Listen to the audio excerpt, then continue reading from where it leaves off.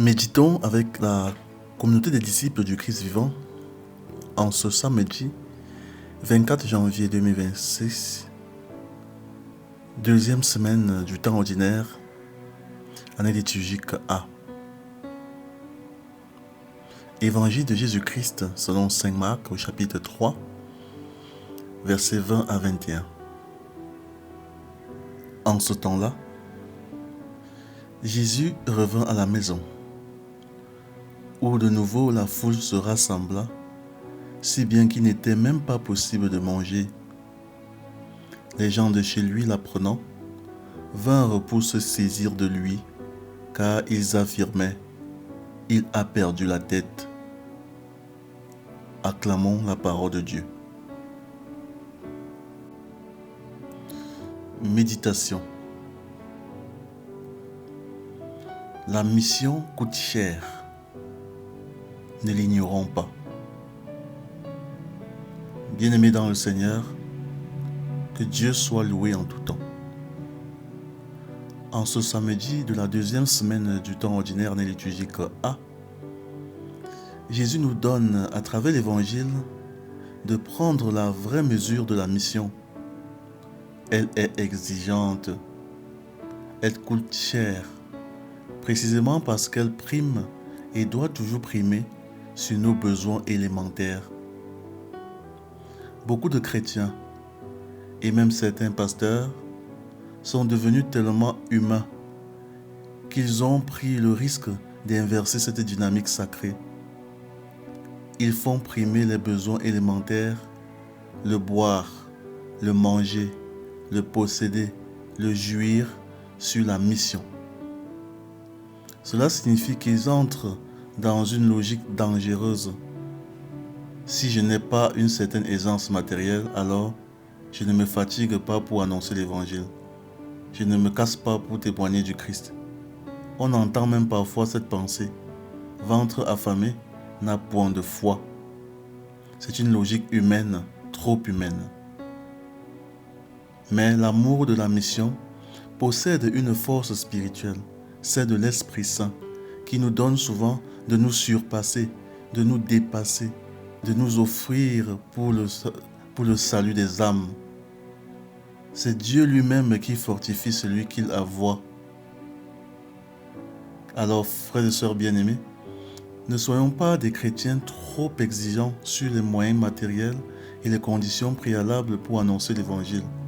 Soyons capables d'annoncer le Christ même dans les pires situations, même dans les conditions les plus désagréables, même dans les pires conditions de vie.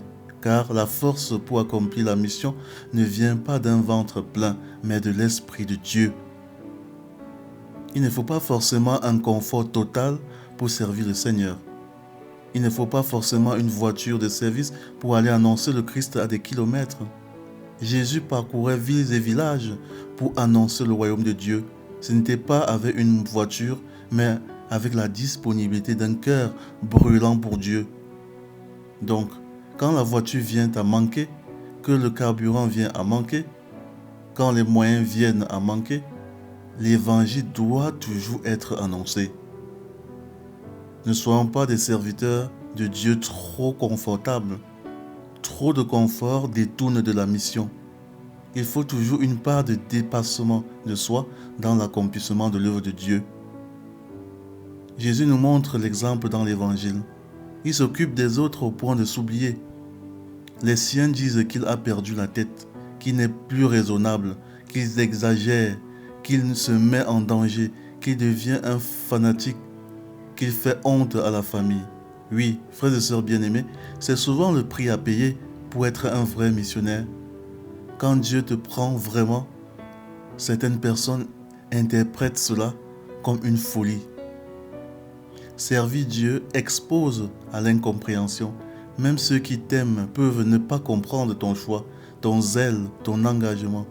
Alors ne t'étonne pas si ton obéissance à Dieu n'est pas applaudie. Ne te décourage pas si ta famille pense que tu vas trop loin. Reste fidèle, car Jésus lui-même est passé par là. Prions.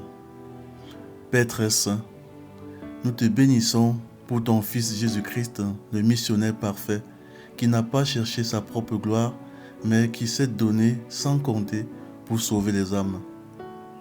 Donne-nous, Père, un cœur libre, un cœur qui ne négocie pas sa fidélité, un cœur qui préfère ta volonté au confort et ton royaume à nos sécurités.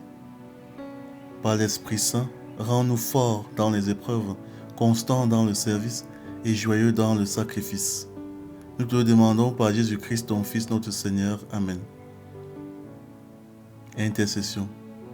Seigneur Jésus-Christ, toi qui as porté la mission jusqu'au bout, regarde tes serviteurs et tes servantes qui peinent dans l'annonce de l'Évangile. Soutiens ceux qui se sentent fatigués, ceux qui se sentent incompris par leur famille, ceux qui sont découragés faute de moyens, ceux qui ont peur du regard des autres. Renouvelle la ferveur des prêtres, des catéchistes, des pasteurs, des missionnaires et de tous les chrétiens engagés. Apprends-nous à ne pas devenir des disciples tièdes, mais des témoins audacieux, capables de te servir même quand cela coûte cher. Jésus, donne-nous ta force, ta paix et ton courage, toi qui vis et règnes pour les siècles des siècles. Amen.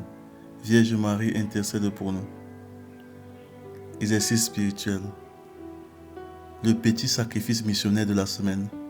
Pendant 7 jours, choisis un effort concret, petit mais réel, à offrir pour ta mission et pour le salut des âmes. Exemple au choix. Servir Dieu même quand tu es fatigué, au lieu de remettre au lendemain. Faire une œuvre missionnaire sans attendre un avantage. Renoncer à une dépense, plaisir et offrir cela pour la mission. Visiter ou appeler une personne à relever spirituellement. Faire 30 minutes de service gratuit à l'église ou à un proche. Accomplir ta tâche apostolique avec joie, sans te plaindre. Et chaque soir, dis simplement, Seigneur, je te donne cet effort pour ton royaume. Loué soit Jésus-Christ, à jamais.